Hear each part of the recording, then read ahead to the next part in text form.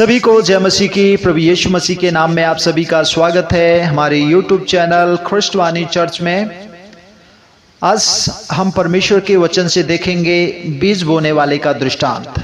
इससे पहले हम दृष्टांत में आगे बढ़ें, आप हमारे चैनल को सब्सक्राइब कीजिए और बेल को ऑल पर कीजिए ताकि हमारे हर एक वीडियो का नोटिफिकेशन आप तक पहुंचता रहे। आइए बढ़ते हैं दृष्टांत में आगे। एक दिन यीशु झील के किनारे के निकट था और वह लोगों की एक बड़ी भीड़ को शिक्षा दे रहा था। उसे सुनने के लिए इतने सारे लोग आए कि यीशु के पास उन सब से बात करने के लिए जगह न बचा। इसलिए वह पानी में खड़ी नाव पर चढ़ गया और वहां बैठ गया और लोगों को शिक्षा दी। यीशु ने उन्हें यह कहानी सुनाई। एक किसान बीज बोने के लिए बाहर निकला और जब वह हाथों से बीज को बिखेर रहा था तो कुछ बीज मार्ग पर गिरे, परंतु पक्षियों ने आकर उन सब बीजों को खा लिया। दूसरे बीज पथरीली भूमि पर गिरे जहां बहुत कम मिट्टी थी।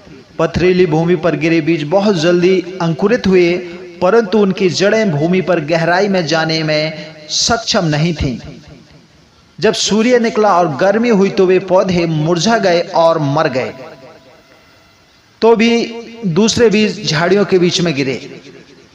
उन बीजों ने बढ़कर आरंभ किया, अर्थात उन्होंने बढ़ना आरंभ किया, परंतु कांटों ने उनको दबा दिया। इसलिए कांटेदार भूमि पर गिरे बीजों में से निकले पौधों में से कोई भी अनाज या फल बोल सकते हैं उत्पन्न नहीं कर पाया।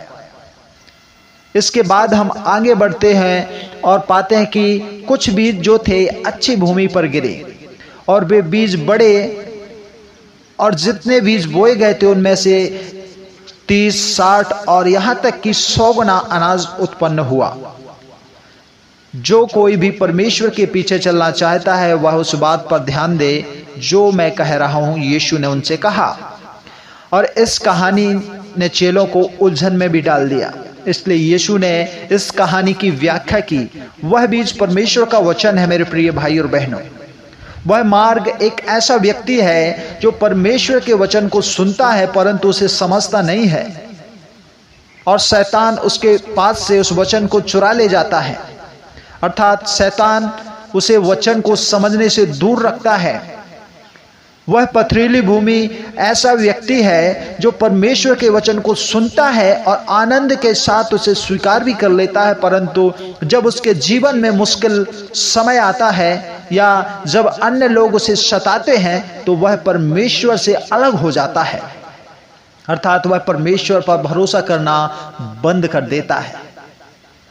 और वह कांटेदार भूमि ऐसा व्यक्ति है जो परमेश्वर के वचन को सुनता है परंतु वह बहुत सारी बातों के बारे में चिंता करना प्रारंभ कर देता है, और वह बहुत सा धन कमाने का प्रयास करता है और वह बहुत सी चीजों को पाने का प्रयत्न करता है।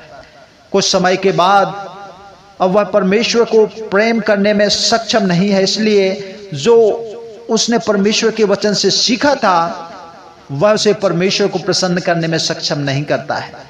वह गेहूं की डंठलों के समान है जो कोई अनाज उत्पन्न नहीं करती है, परंतु अच्छी भूमि वह व्यक्ति है जो परमेश्वर के वचन को सुनता है, उस पर बिलीव करता है और फलों को भी उत्पन्न करता है। तो खुदा आप सबको इस दृष्टांत के द्वारा बहुत बहुत ब्लेस करे। और यदि आप बाइबल में से इस दृष्टांत को पढ़ना चाहते हैं तो मत्ती रचित सुसमाचार 13:1 से 8 और 18 से 23 वचन में आप पढ़ सकते हैं, और मरकुस 4 अध्याय 1 से 8 और 13 से 20 वचन में, और लूका 8 अध्याय 4 से 15 वचन में इस दृष्टांत का व्याख्यान आपको मिल जाएगा। खुदा आप सबको बरकत देवे, आशीष देवे। God bless you.